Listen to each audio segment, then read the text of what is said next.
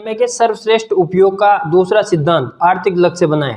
अगर आपका कोई लक्ष्य नहीं है तो आपकी सफलता संदिग्ध है। अगर आप यह नहीं जानते कि आप कहां पहुंचना चाहते हैं तो आप कहीं नहीं पहुंच सकते। जैसे किसी यात्रा पर जाने से पहले आपको यह पता लगाना होगा कि आप कहां जाना चाहते हैं, उसी तरह से आपको यह भी पता लगाना होगा कि आर्थिक क्षेत्र में आप कहां पहुंचना चाहते हैं, तभी आप वहां पहुंच सकते हैं। यदि आपकी कोई मंजिल ही नहीं है तो आप वहां तक पहुंचने की योजना कैसे बनाएंगे और उस दिशा में कैसे चलेंगे।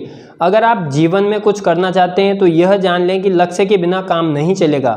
लक्ष्य दो तरह के होते हैं, सामान्य लक्ष्य और निश्चित लक्ष्य। सामान्य लक्ष्य इस प्रकार के होते हैं, मैं और ज़्यादा मेहनत करूँगा, मैं अपनी कार्यकुशलता बढ़ाऊंगा, मैं अपनी योग्यता में वृद्धि करूंगा इत्यादि। दूसरी ओर स्पष्ट लक्ष्य इस प्रकार से होते हैं, मैं हर दिन 8 घंटे काम करूंगा, या मैं हर महीने 20,000 रुपये कमाऊंगा, या मैं सॉफ्टवेयर डिजाइनर का कोर्स करूंगा। स्पष्ट लक्ष्य वे होते हैं जिन्हें नापा या जांचा जा सकता है। लक्ष्य जितना स्पष्ट होता है आपके सफल होने की संभावना उतनी ज़्यादा होती है। इस स्पष्ट आर्थिक लक्ष्य सफलता के लिए कितने महत्वपूर्ण होते हैं, इसका एक उदाहरण देखते हैं। एक सेल्समैन की पत्नी अस्पताल में लंबे समय तक भर्ती रही। हैरानी की बात यह थी कि उस साल सेल्समैन ने अपने सामान्य औसत से लगभग 2 गुना सामान बेचा। जब उससे उसकी सफलता का कारण पूछा गया तो उसने कहा कि अस्पताल का बिल उसके सामने रखा था और वह सटीकता से जानता था कि बिल चुकाने के लिए उसे कितना सामान बेचना होगा। इस उदाहरण से ये स्पष्ट हो जाता है कि अगर कोई मनुष्य ठान ले तो वह अपने आर्थिक लक्ष्य हासिल कर सकता है, बशर्ते उसके सामने स्पष्ट लक्ष्य हों। इसलिए समय के सर्वश्रेष्ठ उपयोग का दूसरा सिद्धांत है कि आर्थिक लक्ष्य बनाएं। आर्थिक लक्ष्य बनाना बहुत ही आसान है। आपको पहले तो यथार्थवादी ढंग से यह तय करना है कि आप हर महीने कितनी धनराशि कमाना चाहते हैं, और फिर गणित की सहायता से यह पता लगाना है कि इस धनराशि को कैसे कमाया जाए। उदाहरण के लिए, अगर कोई दुकानदार हर महीने 10,000 रुपये कमाना चाहता है तो उसे एक प्रोडक्ट बेचने पर 50 रुपये का लाभ होता है। तो गणित आसान है, उसे हर महीने 200 प्रोडक्ट बेचने हैं। यदि वह महीने में 25 दिन काम करता है तो उसे हर दिन 8 प्रोडक्ट बेचने होंगे। औसत का यह आंकड़ा जानने के बाद वह काम को टाल नहीं सकता।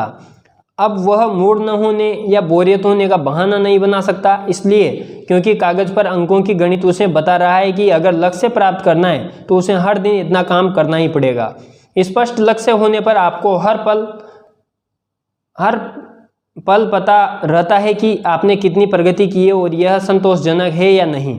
ऊपर दिए गए उदाहरण में अगर दुकानदार शाम तक 8 प्रोडक्ट बेच लेता है तो वह जान जाएगा कि उसे आज का लक्ष्य पूरा कर लिया है। परंतु अगर वह 8 प्रोडक्ट नहीं बेच पाता तो उसे यह एहसास हो जाएगा कि मासिक लक्ष्य तक पहुंचने के लिए अगले दिन उसे 8 से भी ज़्यादा प्रोडक्ट बेचने होंगे। आर्थिक लक्ष्य 2020 क्रिकेट मैच के लक्ष्य की तरह होता है।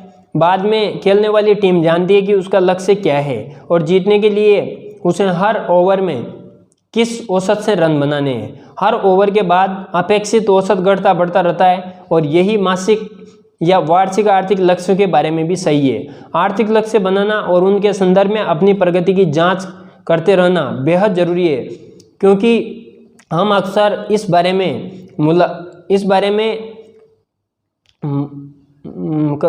मुगालते रहते हैं।